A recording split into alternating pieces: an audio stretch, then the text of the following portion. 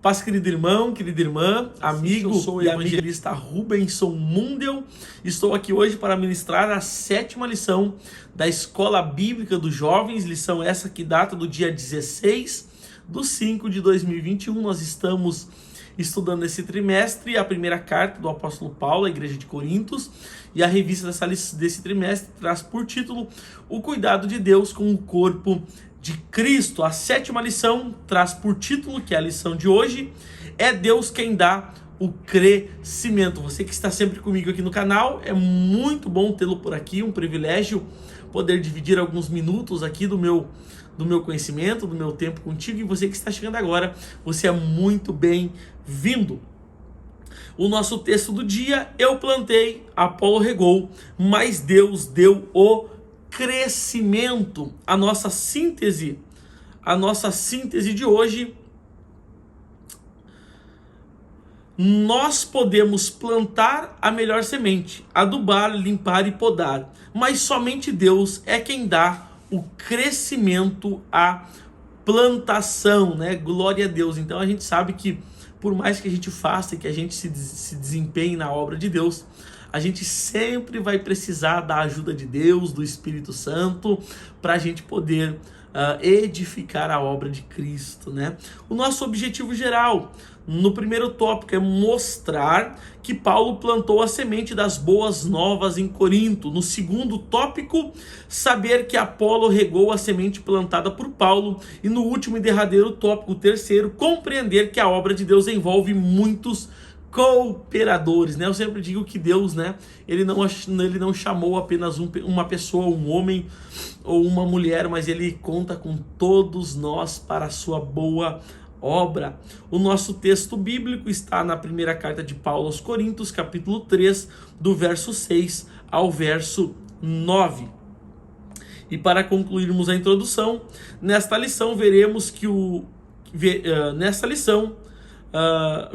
que Paulo usa uma ilustração a respeito de uma plantação para falar das suas contribuições e as de Apolo para com a igreja em Corinto.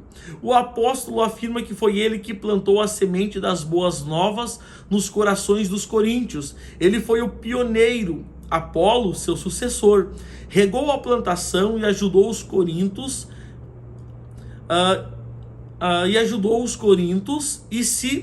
a se tornarem mais fortes na fé. No entanto, ele deixa claro que o crescimento é somente Deus quem pode dar, né? Eu glorifico a Deus, porque aqui fica bem claro que nem Paulo, nem Apolo estava edificando o seu próprio reino, mas ambos estavam trabalhando juntos para a edificação do reino de Deus, porque aqui nessa terra ninguém tem reino, aqui todos somos cooperadores do reino de Deus, e todos nós, ambos, né, Apolo e Paulo, e todos nós militamos, né, em prol do reino de Deus. Com isso concluímos a nossa introdução. Eu já quero te pedir, se tudo isso já está sendo bênção na tua vida, me ajude aqui no canal. Como é que tu me ajuda? Curtindo o meu vídeo, se inscrevendo no meu canal e ativando o sininho das notificações. Glória a Deus! Vamos ao tópico 1. Você, como de costume, eu sempre te convido, pegue a sua revista, pegue a sua Bíblia, pegue um marca-texto, um bloco de notas, para você tomar nota de todas as referências bíblicas, as ponderações que eu faço, para mais tarde você poder estar estudando e crescendo ainda mais em conhecimento.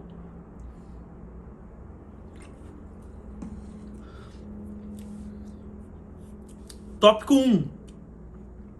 Paulo plantou a semente das boas novas em Corinto. O tópico 1 tem 3 subtópicos. O primeiro dele: Paulo foi o pioneiro na igreja de Corinto.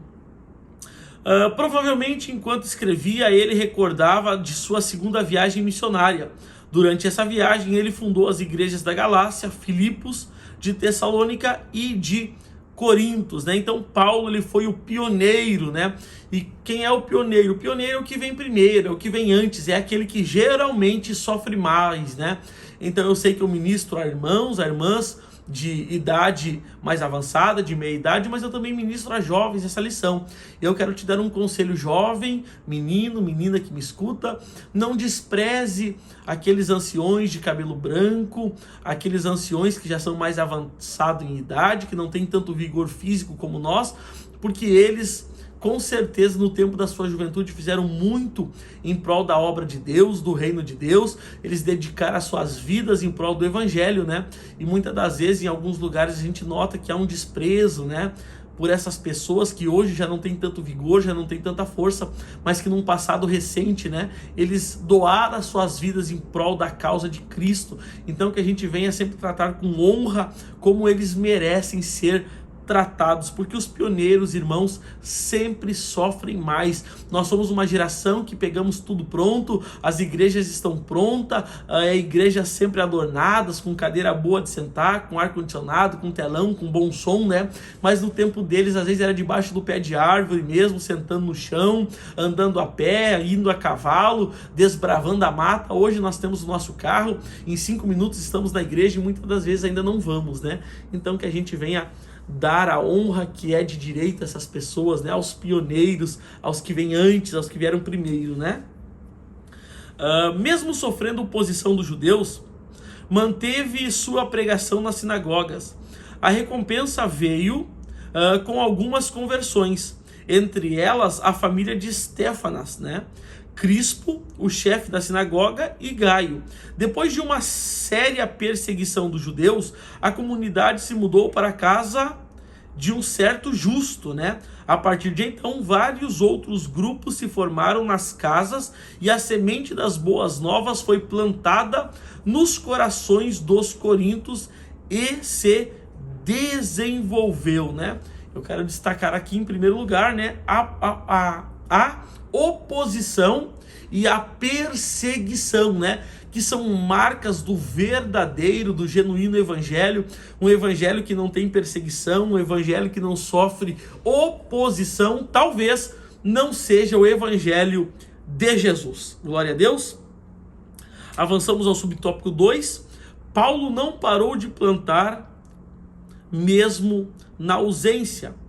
Paulo não parou de plantar mesmo na ausência, né? A verdadeira, eu sempre digo, a verdadeira liderança, né? Ela é provada, né? Ou aprovada na ausência, né? Porque às vezes, enquanto o líder está perto, o pastor está vendo, né?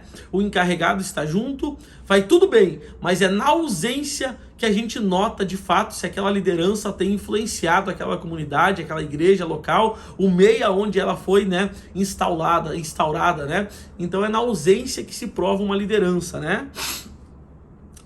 Na sua terceira viagem missionária, mesmo enquanto estava em Éfeso, o apóstolo acompanhava a igreja de Corinto. Então note que mesmo na ausência, um líder ele acompanha, ele zela, ele cuida, né? Ainda que ele estava distante, o cuidado dele estava também em Corinto, né? Ele enviara Timóteo para Corinto com o objetivo de reorganizar a igreja que estava dividida pelos conflitos. Timóteo retornou com boas notícias da igreja. Ele informou que algumas pessoas proferiam mensagens com o intuito de deturpar a pregação de Paulo, o que seria outro evangelho, né? E acerca desse outro evangelho, Paulo ele vai escrever então, né, aos Gálatas, né? Capítulo 1, versículo 8, dizendo: mas, né, ainda que nós, né, ainda que eu mesmo, né, ou que um anjo do céu vos pregue um evangelho diferente daquele que já foi lhes pregado, que seja esse, né, anátema, né, que seja esse maldito, né, isso que Paulo está dizendo, né? Imediatamente o apóstolo reagiu e escreveu uma nova epístola, enviando à igreja por meio de Tito, para rebater os falsos mestres e proteger a igreja. Paulo estava ausente, mas continuava plantando a palavra no coração dos irmãos em Corinto, né? Então a gente nota e a gente aprende que uma liderança, mesmo na sua ausência, ela ainda zela pelaquela comunidade, ela ainda zela pelaquela igreja, quem sabe por aquele grupo de jovens, por aquele grupo de adolescente, por aquele departamento que foi colocado na tua mão, que ainda que tu esteja longe, tu tá orando, tu tá intercedendo, tu tá aconselhando, tu tá tu tá inserido naquele lugar onde Deus te plantou, ainda que por um período de tempo você tenha que estar longe, assim como Paulo, né? Ele teve que se distanciar para continuar a obra do evangelho, para continuar a evangelização, para continuar pregando a igreja, mas mesmo distante, ele ainda estava com seu coração em Corinto, né? Glória a Deus. Avançamos então ao subtópico 3. Paulo deu graças pelo crescimento solidário dos coríntios, né? O que é isso? É Paulo dando graças, né? Porque viu o resultado do seu trabalho, né? Ele viu que após Timóteo ter ido e levado notícias, após Tito ter levado a segunda carta, né? Paulo notou que aquilo que ele escreveu, aquilo que ele aconselhou, deu resultado. Então aqui Paulo está dando graças, né? Pelo crescimento solidário daquela igreja. Do meio para o final, Tito lhe trouxe boas notícias, pois a igreja havia recebido a sua mensagem com respeito e ainda havia realizado uma coleta para ajudar os irmãos de Jerusalém que passavam por necessidade. Um dos maiores termômetros, na verdade, né, da maturidade cristã é a ajuda ao próximo. Eu sempre digo, né, que o maior termômetro da espiritualidade é o amor. E um dos maiores termômetros da maturidade cristã é ajudar o próximo. E a gente vai ver isso nessa comunidade, né? Após a segunda carta que Paulo lhes enviou, então eles fizeram uma ação solidária, uma coleta, né, de valores e enviaram então a Jerusalém para ajudar os irmãos que estavam em necessidade. A ação dos coríntios é contagiante e a igreja da Macedônia, Filipos e Tessalônica também se mobilizaram para angariar ofertas e organizar uma grande coleta para os crentes de Jerusalém. O Espírito Santo estava atuando na semeadura de Paulo, agora unidos pela solidariedade, né? É uma igreja local, né? Inspirando outra igreja local pelas suas ações, né? Então eu sempre digo que uma boa ação, né, ela sempre tem o poder de influenciar o meu próximo, né? O meu irmão, a minha irmã e também toda uma comunidade. Glória a Deus. Com isso avançamos então ao tópico 2.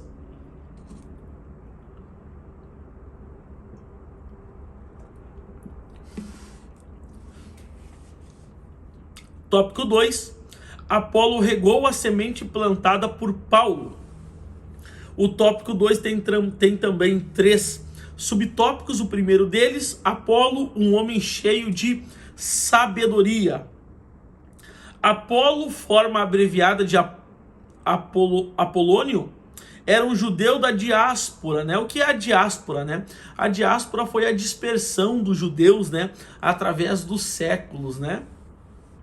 Origem judaica, porém de cultura grega, natural de Alexandria, ele se destacava pela sua eloquência na oratória e pelo conhecimento hábil das escrituras judaicas. Suas mensagens eram profundas e muito eloquentes, né? Então, além de ele ser cheio de sabedoria, a gente nota que ele era muito eloquente, tinha uma boa oratória e conhecia demais a palavra de Deus, né? Isso que um obreiro precisa, né?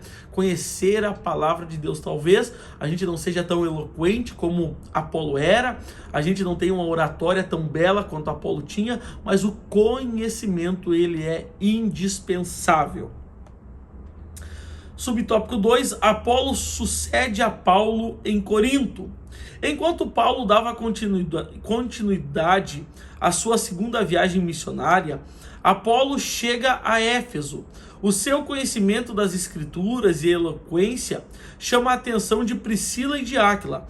O casal percebe que os discípulos de Apolo eram profundos e geniais, porém faltava-lhe a experiência do evangelho.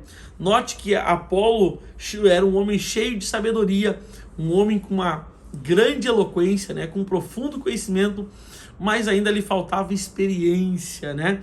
Então o casal, né, Priscila e Áquila, o convidaram para sua casa e o discipularam, né? Mesmo com todo o conhecimento e desenvoltura, Apolo se coloca aos pés do casal para aprender o evangelho de Cristo, né? Então a gente nota em Apolo uma característica que Cristo nos deixou a todos nós, os filhos de Deus, que é a humildade, né? A humildade de Apolo para ser discipulado por Priscila e por Áquila. Apolo podia olhar e dizer: não, eu tenho discípulos já, eu sou um baita pregador, eu sou cheio de sabedoria, eu sou eloquente, eu tenho uma bela oratória, eu não vou ser discipulado, né? Mas não. Apolo, ele reconhece a sua falta de experiência e prontamente, né, se coloca como discípulo de Áquila, né, de Priscila e de Áquila, e vai ser discipulado por eles, né? Por que isso, irmão? Porque ninguém nasce pronto, né? Ninguém nasce pronto. Deus não chamou homens capacitados, né? Deus capacita os seus escolhidos, né? Isso não isenta a nossa parte de orar, de ler, de buscar, mas Deus vai dando graça e a gente vai se desenvolvendo, né? Glória a Deus, porque eu digo sempre que quem nasce grande é monstro, né? Homens e mulheres de Deus nascem pequeninhos e vão se desenvolvendo com o passar do tempo. Subtópico 3 do tópico 2, lá no final. O apóstolo reconhece o ministério e a chamada de Apolo ao afirmar que ele havia regado onde Paulo plantou. E o que é isso, irmão? O que quer dizer isso?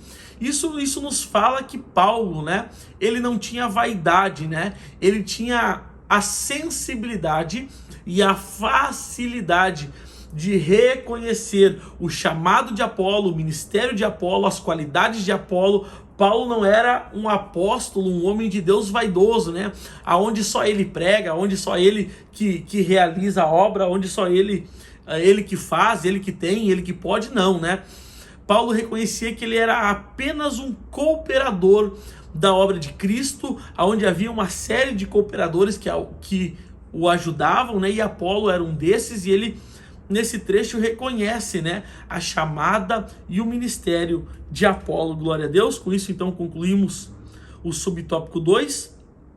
E eu já quero te pedir, se tudo isso está sendo bênção na tua vida, por gentileza, me ajude aqui nesse canal, curtindo nosso vídeo, se inscrevendo no nosso canal e ativando o sininho das notificações. Glória a Deus. Avançamos então ao tópico 3 e último tópico desta lição. Tópico 3 traz por título: a obra de Deus envolve muitos cooperadores, né? O tópico 3 também tem 3 subtópicos. O primeiro dele: a obra de Deus é feita por cooperadores, né? A obra que os anjos quiseram fazer, né? Mas que Deus não permitiu, dando então esse privilégio, né, a homens e mulheres para fazer a sua obra.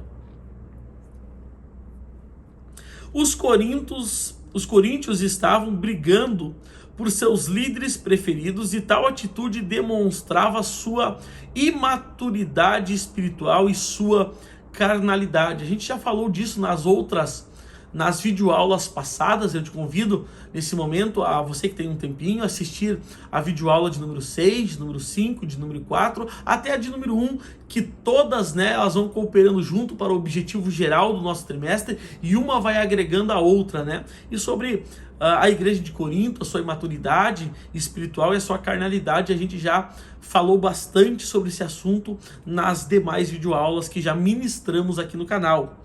Porém, existe liderados que nunca crescem, são sempre meninos. Paulo sempre apontava para a cruz de Cristo e ensinava os irmãos a buscarem o crescimento em Jesus, né? O nosso alvo, né? O nosso alvo é Cristo, é a sua cruz, é a sua obra, né? E é nele que a gente cresce todos os dias. Paulo e Apolo, não tinham nenhum partido ou compactuavam com a divisão. A preocupação deles era com o reino de Deus. Então a gente vai notar que Paulo e Apolo, eles não compactuavam, né, com essas divisões, com essas facções, com esses partidos, com esses crentes imaturos, com esses crentes carnais. Eles não compactuavam com isso, né? Mas a preocupação de Paulo, de Apolo, era o crescimento, né, e o desenvolvimento do reino de Deus, assim como o nosso, né? A gente não pode estar preocupado com partido, com partido dentro da igreja, com um grupinho dentro da igreja, né, com um pregador predileto, com um cantor favorito, mas o nosso foco tem que ser a obra de Deus. Tópico 2 do subtópico 3, subtópico 2 do tópico 3, melhor dizendo, os cooperadores plantam e regam, mas somente Deus dá o crescimento. Paulo e Apolo reconheciam que sem o Senhor não poderia haver crescimento natural e saudável, né? Eu quero deixar um texto nesse momento, tá na segunda carta de Paulo aos Coríntios, capítulo 3, versículo 5, que diz: não que possamos reivindicar, né, qualquer coisa com base em nossos próprios méritos, mas a nossa capacidade vem de Deus. Oh glória, é Paulo dizendo, né, que a gente por nós mesmos não podemos reivindicar nada, mas que a nossa capacidade, ela vem de Deus. O lavrador pode preparar a terra, lançar a melhor semente, né, adubar e limpar, mas somente Deus pode fazer chover e germinar a semente. Por isso, Paulo adverte aos coríntios que os méritos devem ser atribuídos a quem tem esse poder, Deus, e não aos lavradores. No caso, né, em foco Paulo e Apolo, né? Eu sempre digo, querido irmão e irmã, amigo e amiga que nos assiste, você menino, você menina que são jovens, nós não estamos aqui pelos nossos méritos ou pelas nossas qualidades, né? Nós estamos aqui pelos méritos do Filho de Deus na cruz do Calvário, onde ele se ofereceu em sacrifício para pagar o meu e o teu pecado e para nos religar a Deus, né?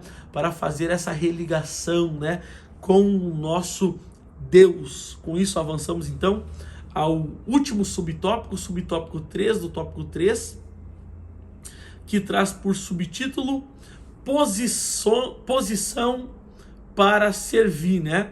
Disposição, melhor dizendo, disposição para servir. Eu sempre digo, irmão, que ministério não é ser visto, ministério é serviço. Tá? Ministério não é para aparecermos, ministério é para nós trabalhar. Paulo e Apolo estavam seguindo o exemplo de Cristo, que afirmou que veio ao mundo para servir e não para ser servido. Isso está lá em Mateus 20, 28, né? Durante a sua última refeição com seus discípulos, Jesus lavou-lhe os pés para ensiná-los como deveriam viver entre eles e as demais pessoas.